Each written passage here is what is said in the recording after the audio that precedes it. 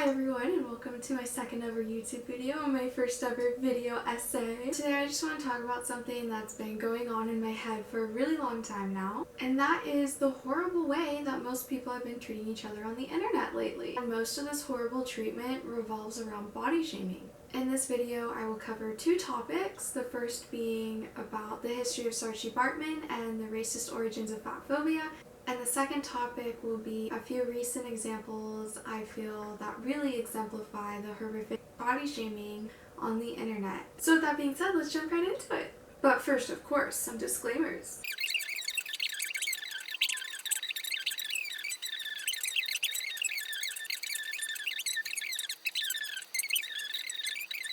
Section 1. Saartjie Baartman and the racist origins of fat phobia.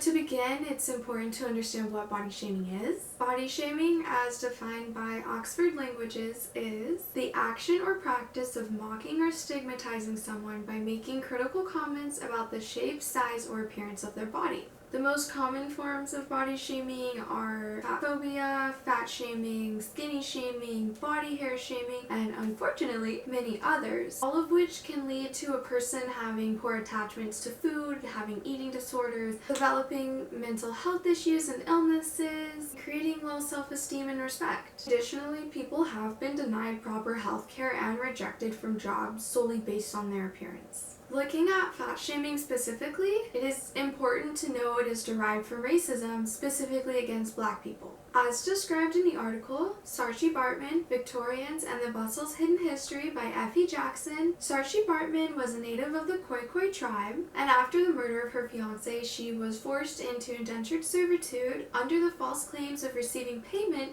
for allowing her body to be showcased in a popular freak show in England run by William Dunlop and Henrik Cesars. Baartman passed away at the age of 26 and, with no surprise, without a penny to her name. After seeing the attention, although not positive, that Baartman received, many white women wanted to replicate her body so as to receive the same amount of mass attention Baartman did. This spurred a trend of women's fashion that appeared as bustles.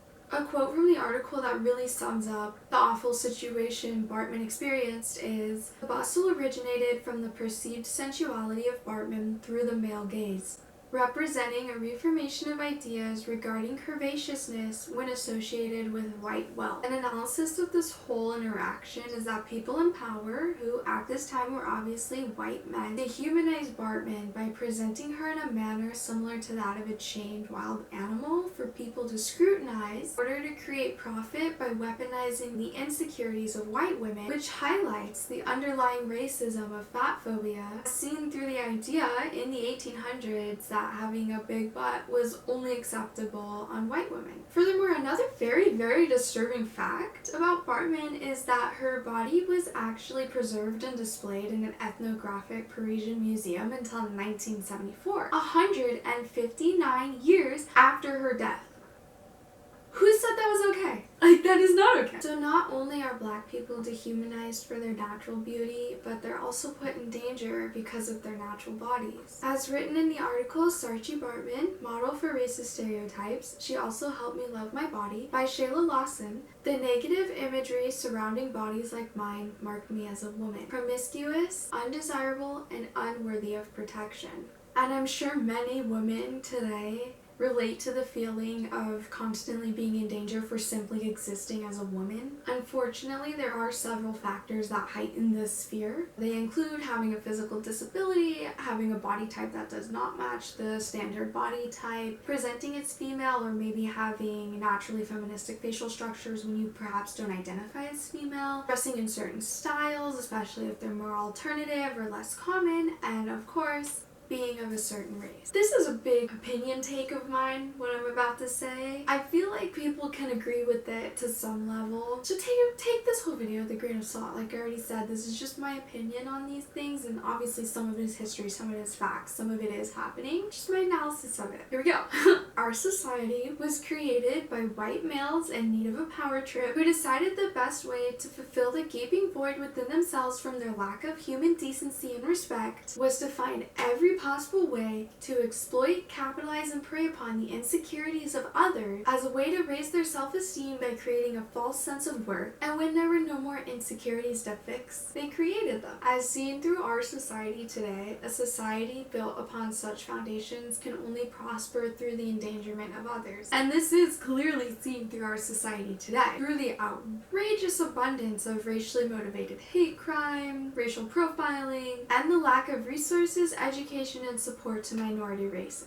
I think another example that maybe a lot of people don't realize comes from the racist origins of fat phobia are the instances when celebrities today will sell a few minutes of their time to advertise diet pills or certain workouts or workout equipment. And the issue with that is that all of those things still cater to you reaching the standard body type, which in today's generation is slim thick but slim nevertheless, which can be traced back to originating from the male gaze from the 1800s based upon their opinions of Saartjie Baartman. Now, I'm not saying that anyone who has promoted such items or anyone who has used them is inherently racist. All I'm saying is that the history of Saartjie Baartman is very important to know and understand because we can still trace connections of it to our society today. And lastly, another source I've heard recommended a lot for furthering your knowledge on this topic is the book Fearing the Black Body: The Racial Origins of Fat Phobia by Dr. Sabrina Strings. I haven't had time to read it yet, but like I said, I know a lot of people recommend it, so I have a link from Barnes & Noble in the description box if you're interested in checking it out. So I know that might have seemed like a lot of information about Saartjie Baartman and the racist origins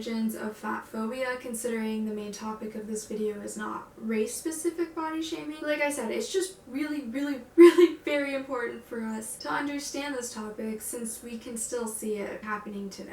And speaking of which, in today's awful little world, it is not only black women or black people who experience body shaming in terms of fat phobia, but all people of all races. One thing that has developed through the scope of history is the spread of hate towards everyone. A recent example of this hate through body shaming is the 2023 Victoria's Secret runway show. Y'all are straight up body shaming every single one of these models. And you're justifying it by saying they just don't have that something special. We want the old models. We want the classic models. So first I want to talk about those statements of like the classic models, the old models. The people complaining about this aspect, grow up. I've seen so many TikToks of people saying that the whole point of the show is that they're considered angels because everyone knows it's an unattainable standard to reach and that not everyone can reach it, so therefore not everyone should be considered a Victoria's Secret angel. I just don't understand, because at the end of the day, that is body shaming. You're judging these new models based on their appearance. I actually saw a TikTok of a girl who tried explaining that it wasn't about the weight, but just the appearance of a model that she didn't like. Okay, what about their appearance then?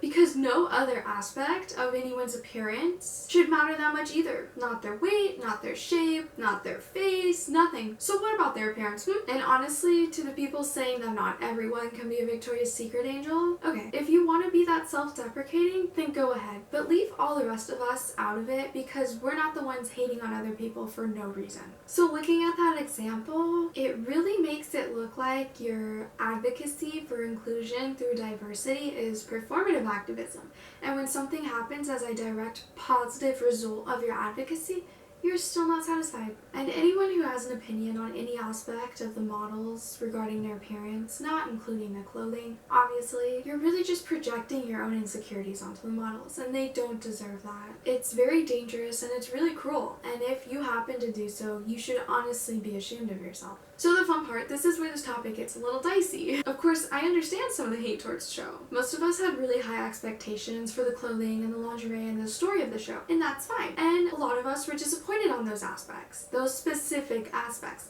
And that is also fine. But I do know that a lot of this hate is actually just centered around the appearance of the models, and that's not okay. Because inclusion is everything. It is very important, especially to younger children who are impressionable when it comes to making opinions on others and most importantly themselves in regards to appearance. And that's why it's necessary for actors and actresses and models and artists and everyone to come from the widest array of backgrounds as possible. So when considering the fact that many of the models come from backgrounds of different exposures to modeling, it's understandable that they're all not going to be at the same level of modeling. A lot of viewers felt this way based upon the walk and the presence of the new models, because an important aspect of being a model is one's walk and their ability to keep it captivating and entertaining. And that is understandable because that's how the clothes are going to sell. However, I think it's rude to actually be judging someone on their walk just because unless it's been fully disclosed to us, we have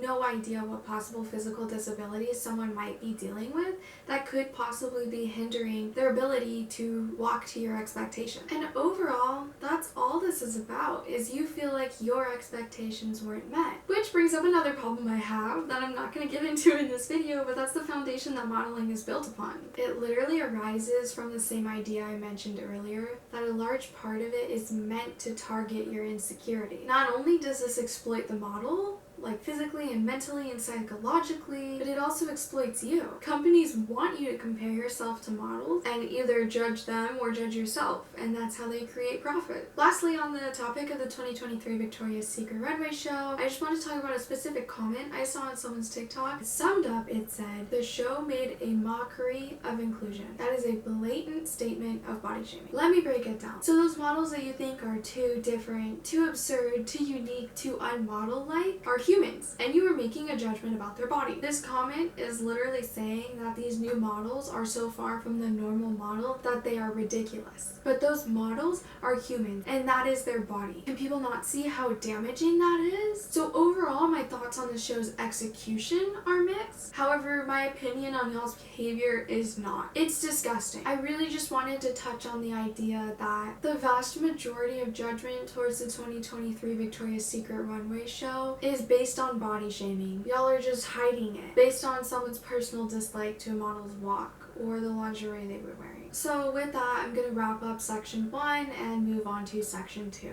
Is it a fit, or is she just skinny? Or am I a fashionably challenged, insecure bitch? The rise of accepted skinny shaming. As I mentioned, body shaming from fat phobia is only one side of the issue, because finding one way to hate everyone wasn't enough. I personally feel like skinny shaming has become more prevalent within the past 10-15 years, especially within the past 2-3 years. At least that's when I've started to notice it the most. I honestly think that's though just because I was a little bit too young and really just unaware of it more than 3 years ago. So skinny shaming falls under the same previous definition of body shaming, but it directly relates to the size of someone being small. It is normally targeted at someone who fits the standard body type, which again in today's society is slim thick, but slim nevertheless, or targeted at someone who is even smaller. I think one of the most obvious examples of skinny shaming recently is the "is it a fit or is she just skinny" trend that a lot of fans of fashion have adopted. Essentially, this trend can be summed up by the idea that since there are so many micro trends happening and trends are moving out of fashion so fast, that people are becoming experimental with their outfits and they're trying new things. And a lot of these experimental outfits worn by those with the standard body type are not actually worthy of being considered fashionable, but are only acceptable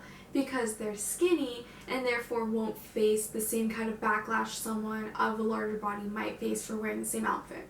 Hello, what the actual fuck is wrong with you? Because you don't like their outfit, you get to body shame them for being a certain body type? It really just blows my mind how this has become such a widely accepted trend. It is street body shaming, and y'all are getting out of hand with your complete idiocy. And before you say anything, no, you do not get to justify your words with, well, they have the body type preferred by society, which, side note, only exists because of unattainable pressures and standards placed upon women, and therefore because they look this way, they're using pretty privilege and their looks to get away with everything, but not this outfit because I don't like it. Sorry, that's just genuinely how I think of these people. Of course, I'm not saying that unjust discrimination against any other body types, not just this one, is okay at all, but by using passive-aggressive derogatory judgments of someone else's body in a way that isn't as common, skinny shaming as a way to diminish their value, you're being just as bad as someone who's fat phobic. One thing I think is important to note about this trend though is that one aspect of it is very true, and that is someone of a smaller body type, especially if it fits the standard body type, has way more leeway to wear whatever they want with little to no backlash for it, whereas someone with a bigger body type possibly might not have as much leeway. This was shown through specific articles of clothing that were sometimes incorporated into these outfits, basically just lingerie. I know a lot of the fits had bloomers in particular, or those little Free People sleep shorts, which, another side note, I actually have a few pairs and they are very comfy to sleep in. But when someone of a smaller or standard body type had these items in their outfits, that's when people started to attack them for it. And of course this happened with other articles of clothing too. This is just one specific example I'm using to highlight what happened. So the attacks appeared in a few different ways that I noticed. One being, you can't wear lingerie in public, which is honestly something we've been hearing for years, especially considering the rise in the trend of wearing corset tops and slip dresses and similar items as going out clothes that happened a few years ago. Another example of the attacks are, those are pajamas. That's just an excuse to wear pajamas and dress lazy. That's not an outfit. Things along those words. And another valid point, not when it's being used as an attack. Imagine if someone with a different body type wore that. How would people react? And my point with this whole section is that yes, it's sadly very true that someone with a bigger body type would get treated differently for wearing the same thing as someone with a smaller body type, or at least it's more likely that would happen than not. But the way this trend came about literally just became attacks on the original outfit makers. So y'all hopefully had good intentions about this to raise awareness about the issue of fat phobia surrounding outfits still being a major issue, but y'all went about it completely wrong. In the end, all you're doing is bringing someone else down to bring someone else up and calling it equality, but all you're doing is just switching the inequality of the scales. Overall, my thoughts are honestly confused, and as I pointed out, I'm not trying to make a video that finds a solution to these issues. I'm just trying to spread more awareness about them. But one thing I know for sure is that I think, or at least I just want to hope, that everyone who participated in the is it a fit or is she just skinny trend, or anyone who made comments about the 2023 Victoria's Secret runway show, or any runway show for that matter, we're essentially trying to highlight the bigger issues at play here, fat phobia and its continued acceptance in today's society. You just happen to go about it the wrong way. So my main takeaway from this video is to just remember we're all humans. And you need to, even if you don't want to, which if that's the case, that's a very big issue within yourself that you need to figure out. We all need to treat each other with kindness, respect, and basic decency, because there is no one person who does not deserve that based upon their appearance. And you should never be judging anyone on the shape, size, weight, or general appearance of someone. And honestly, just remember how easily people on the internet turn on each other. It could be you, especially if you're being a judgmental ass. So I hope this video taught you something new or helped develop some new ideas for you. Please share anything else in the comment. Thanks for watching!